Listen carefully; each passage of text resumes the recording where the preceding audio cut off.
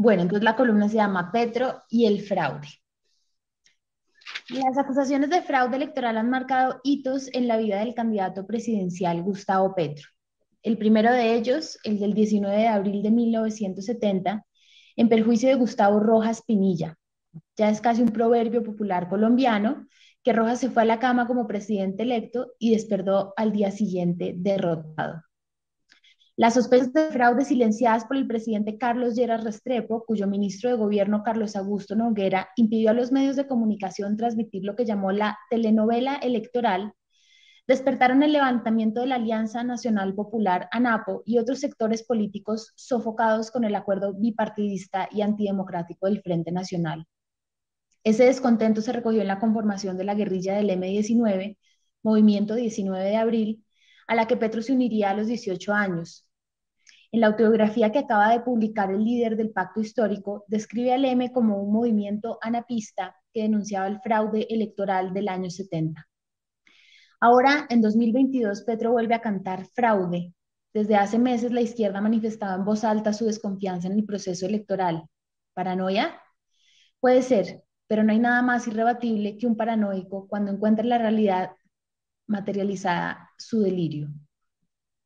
Lo peor es que hay poca certeza sobre lo ocurrido en las urnas el pasado domingo. Se advierten en redes sociales miles de formularios claramente manipulados y testimonios de jurados y veedores sobre el robo de votos, principalmente al pacto histórico, pero también al nuevo liberalismo, a los verdes, en general a casi todos los sectores políticos no oficialistas. La misión de observación electoral y otras organizaciones han prendido alertas y pedido explicaciones sobre un comportamiento atípico, pero el registrador salió el pasado jueves a decir que no renuncia y a ignorar semejante desbordamiento de evidencia con explicaciones superfluas sobre la diferencia entre el preconteo y el escrutinio de votos. Tal vez es mucho pedir respuestas sobre lo que ocurrió el 13 de marzo, mientras aún flotan preguntas irresueltas sobre el fraude de 1970, aunque lo tratemos como casi un hecho político incontrovertible. Tampoco sabemos si la abundante evidencia en redes sociales da cuenta de un plan organizado desde el establecimiento de Duque para impedir que Petro consolide una fuerza legislativa sustancial, o si es la respuesta orgánica al pánico y odio que al parecer despierta el candidato entre un amplio sector del país. Lo cierto es que preocupa el futuro de las instituciones democráticas. Por un lado, el petrismo temía el robo electoral desde antes de que se hubiesen instalado las urnas. El discurso previo a la ocurrencia de un supuesto fraude es irresponsable, pero también da cuenta de un sector que siente que no tiene garantías para participar en los comicios electorales y que el apoyo popular con el que cuenta se censurará en los resultados.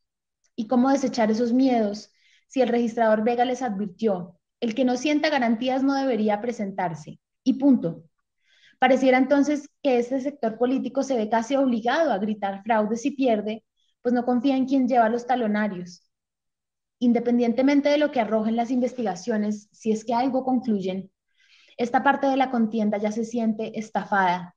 El sector opuesto, la derecha, salió a decir que es todo una artimaña petrista para robarse las elecciones sin un ápice de prueba. Pero si se acredita el fraude, y es que ya está comprobado que sí existió la intención de esconder votos de los sectores percibidos como opositores, se repiten las prácticas institucionales que fomentan y exacerban la violencia. El M-19 nació en respuesta a la clausura de las puertas de la democracia por el nefasto experimento del Frente Nacional, a lo que se sumaron a manera de florero de Llorente las supuestas irregularidades que elevaron a Misael Pastrana Borrero a la presidencia.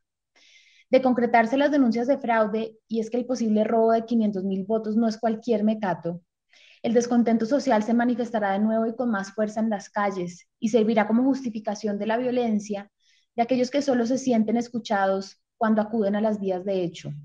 Explica el líder de la Colombia Humana.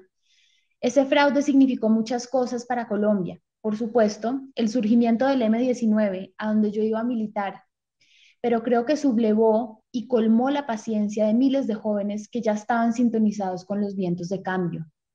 ¿Cómo entonces el destino de Petro vuelve a quedar marcado por el recelo de quienes cuentan las urnas? Él, que sabe bien cuánto significa este despojo, también está consciente de lo que la sospecha es capaz de despertar. La columna se llama El compadre fraude y dice así: el poeta León de Greiff y su hermano Otto, el musicólogo, afirmaban con cara de palo que las elecciones colombianas habían inspirado el cuarto movimiento de la novena sinfonía de Beethoven, la oda a la alegría. Y cuando el admirado interlocutor mostraba su pasmo, de Greiff añadía: es aquella parte en que el coro grita fraude, fraude. Lo que cantan es en realidad Freude, palabra alemana, en fin, creo que se pronuncia así, palabra alemana que suena parecido a fraude y significa puede corregirnos el profesor. Pero aún Beethoven... que puede corregirnos la entonación en alemán el profesor Uprit. No, yo no hablo alemán, pero sí sé que se dice Freude. Sí. Perdón. Perdón la interrupción. Pero aún, no, me parece muy prudente. Todo lo que tenga que ver con lengua, ustedes saben que me interesa. Pero aún Beethoven habría compuesto al menos una canción protesta ante el nivel de adulteraciones enquistado en los comicios colombianos. Así lo confirman las elecciones del domingo pasado, con exabruptos como el descendiente de un paramilitar homicida que pretende representar a las víctimas de su padre. Nuestra maltrecha democracia cumple 2 siglos tratando de sobrevivir a guerras, engaños, pobreza, injusticias y malos gobiernos. A lo largo de la historia le ha acompañado un fantasma de inquebrantable lealtad, el compadre fraude. Tan acostumbrados estamos a las trampas que no entendemos cómo lo que aquí sucede se considera ilegal y abominable en cualquier país serio. La celada electoral es parte de nuestra biografía, como un cáncer incurable o el muñón de pierna al que se acostumbra un cojo. Lo dicen los historiadores. Jorge Orlando Melo, al escribir sobre el primer tercio conservador del siglo XX, señala que, cito comillas, en todas las elecciones, sobre todo desde 1914, el fraude fue amplio. Un historiador lo dice. Los políticos se acostumbraban, continúa, a elecciones que no eran confiables e invitaban al fraude y a la violencia. Termina la cita de Melo. Medio siglo después seguíamos en lo mismo. Acerca de la dudosa elección de Misael Pastrana frente a Gustavo Rojas Pinilla, a la que se refirió Anita con espacio, señala el profesor David Boschner: ¿cuál elección colombiana podría verse viciada por diversas irregularidades cometidas de un lado, unas falsas credenciales por aquí, un poco de intimidación por allá, con la ventaja obvia para los agentes del gobierno a la hora de los abusos? Ahí lo tienen, el interminable compadre fraude. Las memorias de viejos personajes liberales suelen describir robos de elecciones y violencia que atribuyen a los conservadores. Y los patriarcas conservadores, como el caldense Francisco José Ocampo, culpan al Partido Liberal de insólita cantidad de asesinatos e irregularidades electorales. ¿Acaso no cacareaba Laureano Gómez por un supuesto alud de cédulas falsas fabricadas por los liberales? Con razón, el columnista antioqueño Alberto Velázquez Martínez escribió hace unos años que, cito comillas, la historia política de Colombia es pródiga en la cosecha de fraudes electorales y que estos siguen tan campantes luego de 200 años de democracia formal más que real. Solo que ahora añaden, el fraude es más descarado de acuerdo con el acelerado aumento de la corrupción. Es difícil decir que no es así. Los resultados de las urnas colombianas fueron bastante predecibles mientras imperó el bipartidismo. Los resultados, no digo que fueran justos o no. Unas veces porque uno de los adversarios se abstenía de participar, otras porque era clara la desventaja de un sector y a menudo porque el fraude mostraba sus colmillos desde unos días antes. Cuando saltaban grandes sorpresas, estallaban temblores históricos.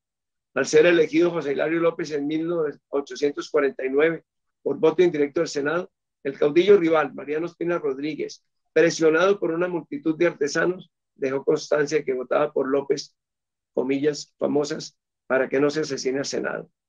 El triunfo de José Hilario impulsó al país hacia un régimen desconocido de libertades, entre ellas la abolición de la esclavitud.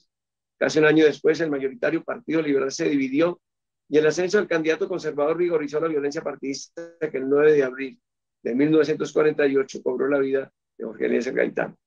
La sospechosa elección de Misael Pastrana, atrás mencionada, fue la cuna del M-19 y la matanza del Palacio de Justicia en 1985, su cumbre más irracional. En 1988, en la inesperada victoria en segunda vuelta del binomio Andrés Pastrana, tiro fijo, frente a Horacio Serpa, vencedor de la primera vuelta, regaló a la guerrilla una zona tan grande como Suiza para sus tropelías. 4 años después, una nueva derrota de Serpa, hombre progresista y de paz, inauguró la era de Álvaro Uribe, la polarización extrema, la violencia paramilitar y la gran corrupción política de la cual ahora solo empezamos a zafarnos al parecer. Pero el país crece Entran en juego las redes sociales y el compadre de fraude se hace fuerte, evoluciona, se extiende y se sofistica. Lo más preocupante de las elecciones recientes no fueron las irregularidades, que las hubo, sino que con sus sobredosis de tamales y contratos, ya el sistema político asimiló las anomalías. La mayor podredumbre no excava ahora su madriguera en las urnas, sino en la indiferencia con que la ley y la opinión pública toleran la compraventa de votos, el derroche incontrolado en las campañas y la presencia amenazante de clanes en el mapa electoral. La tóxica fórmula no solo excreta en el Capitolio de decenas de elegidos que acuden a trampear, o en el mejor de los casos, a callar y obedecer a Anatolio Montesín, sino que impide la llegada de gente nueva o valiosa. Los candidatos quemados constituyen esta vez un mosaico ilustre de diversas tendencias. Lástima. Se dirá que Petro o Fico ganaron los comicios parlamentarios del 2022. Se dirá que no les fue mal a los cadáveres de los partidos tradicionales. Se dirá que ganó la democracia. Error. El gran vencedor, como siempre, ha sido el compadre Fraude.